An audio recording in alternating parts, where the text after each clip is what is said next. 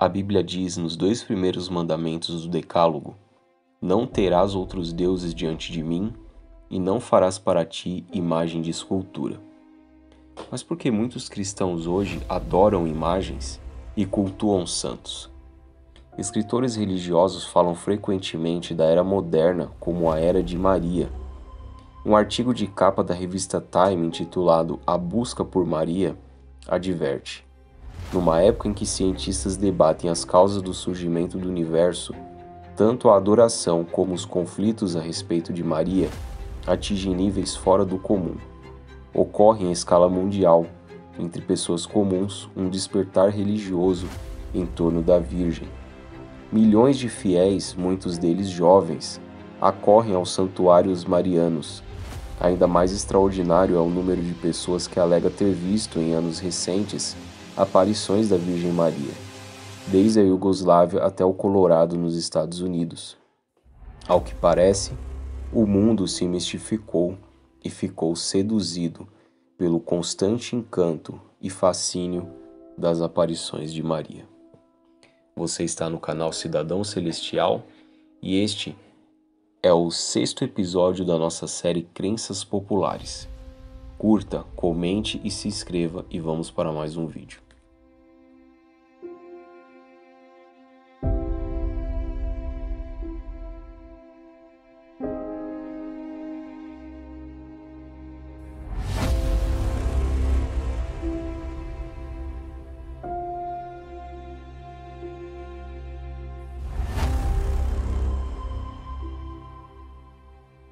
Olá, meus amigos do canal Cidadão Celestial.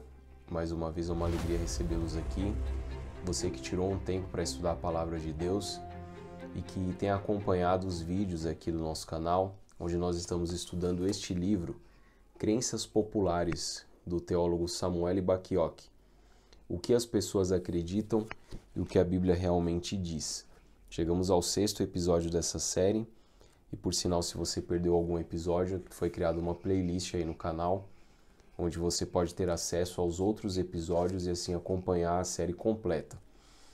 E realmente são assuntos muito importantes que nós temos estudado aqui e que estão relacionados aí com a fé da maioria das pessoas hoje, da maioria dos cristãos, né?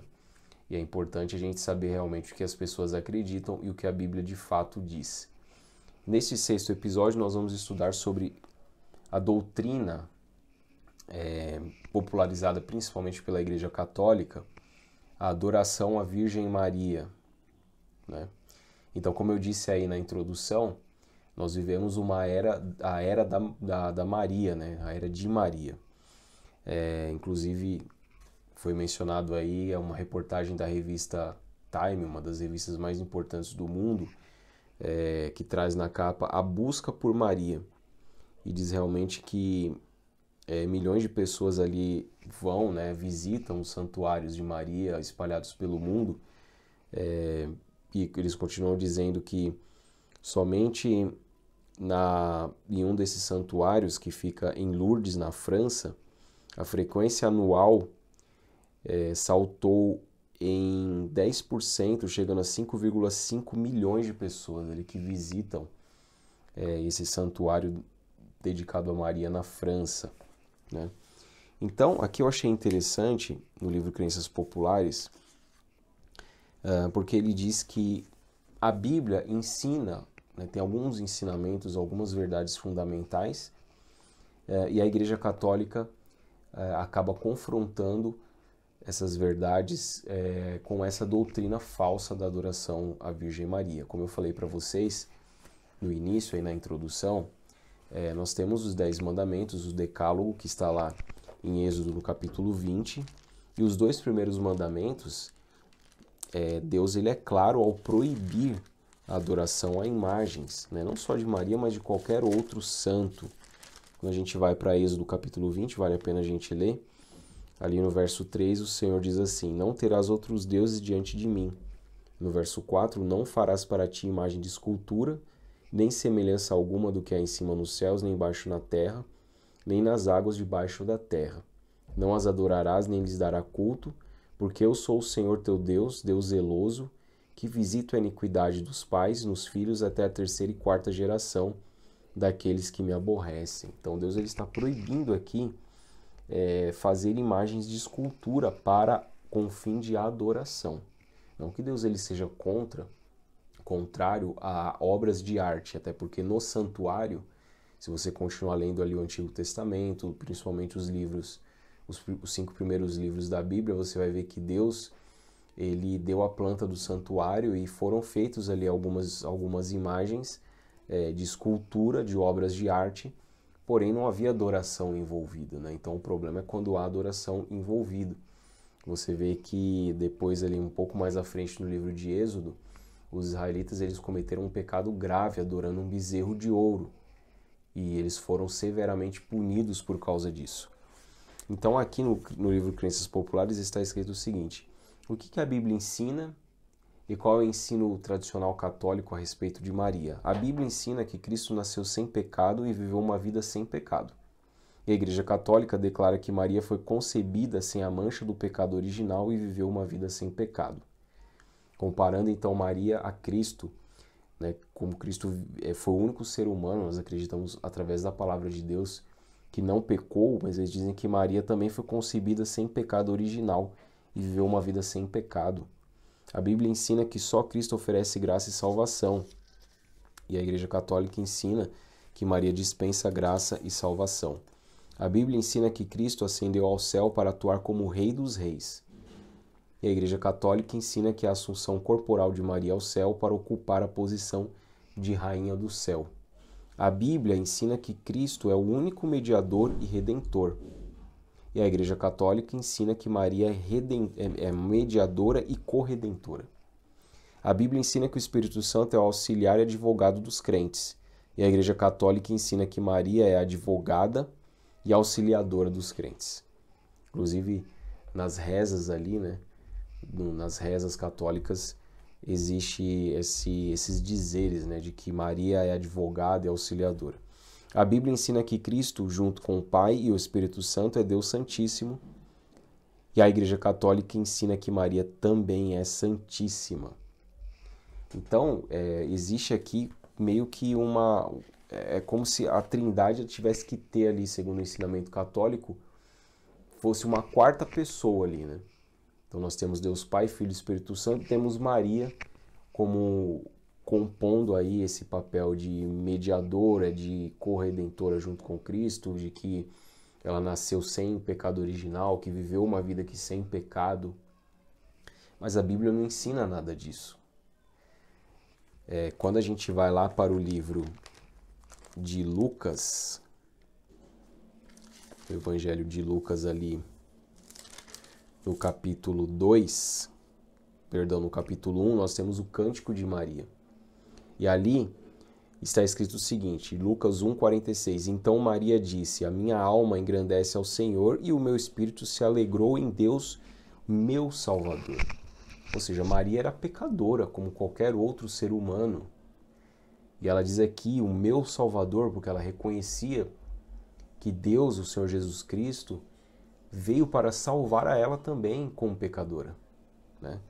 Diferente do que ensina o credo tradicional aí da Igreja Romana. Então existem alguns ensinamentos aqui que ao longo do livro o doutor Samuel Bacchiocchi ele rebate sempre com base na Bíblia. Por exemplo, a perpétua virgindade de Maria. Será que Maria realmente ela era virgem? Ela viveu a sua vida inteira virgem? Porque a Bíblia diz que ela era casada com José. Então ela era casada com José, mas ela não mantinha relações sexuais com José, né? E aqui é interessante também que ele diz no livro que era comum antigamente as pessoas verem o pecado, e até hoje algumas pessoas pensam dessa forma, verem o sexo como algo pecaminoso. Mas não é, porque Deus ele criou o sexo antes da queda, antes do pecado. Então o sexo não é algo pecaminoso. E Maria, por manter relações sexuais com José, ela não se torna mais pecadora por causa disso, de forma alguma. E aqui também diz a Imaculada Conceição de Maria, né? Ou seja, Maria ela foi concebida sem pecado. E isso é algo que a Bíblia também não apoia em lugar nenhum. Diz aqui também a Assunção Corporal de Maria, ou seja, Maria foi assunta ao céu, assim como Jesus Cristo, lá em Atos, no capítulo 1, nós vemos ali o relato da Assunção de Cristo ao céu, né, que ele subiu aos céus, o ensino católico diz que Maria também subiu corporalmente ao céu, mas a Bíblia não diz isso em lugar nenhum. Quando a gente vai para o livro de Apocalipse, por exemplo, nos capítulos 4 e 5, você tem ali o apóstolo João, ele teve uma visão do trono de Deus. Capítulo 4 e 5 de Apocalipse. E em momento algum, João ele diz que viu Maria ali, ou qualquer um dos santos, né? Ele descreve ali alguns seres que estão ao redor do trono de Deus, mas ele não diz, não cita nominalmente ninguém. E Maria menos. Então Maria, a Bíblia não apoia em momento algum que Maria foi para o céu. O papel de Maria como mediadora e redentora. Você veja que a Bíblia ela diz claramente lá no livro de 2 Timóteo capítulo 2, verso 5, perdão, 1 Timóteo capítulo 2, verso 5, porquanto há um só Deus e um só mediador entre Deus e os homens, Cristo Jesus, homem. Ou seja, o único mediador entre Deus e os homens é Jesus. Maria não cumpre esse papel. Por quê? Porque Maria não morreu no nosso lugar, e mesmo se morresse não valeria, porque o sangue dela derramado, por exemplo, não tem o poder de me redimir, mas é somente o sangue de Cristo. Nós somos só salvos única e exclusivamente por Jesus. Então Maria ela vem para é como se ela viesse para tomar o lugar de Cristo. E a Bíblia diz que Jesus é o nosso sacerdote, o nosso sumo sacerdote, que intercede por nós nos céus. O livro de Hebreus ele vai falar muito sobre isso. A gente vai ali para o livro de Hebreus, no capítulo 8, verso 1, você tem escrito o seguinte: ora, o essencial das coisas que temos dito é que possuímos tal sumo sacerdote que se assentou à destra do trono da majestade nos céus, como um ministro do santuário e do verdadeiro tabernáculo que o Senhor erigiu, não um homem. Está falando de Jesus, né? A antiga aliança era o símbolo transitório da nova, superior e eterna, da qual Cristo é o mediador. Então Jesus é o nosso sumo sacerdote, o nosso único mediador entre eu e Deus. Ele é a nossa ponte, né?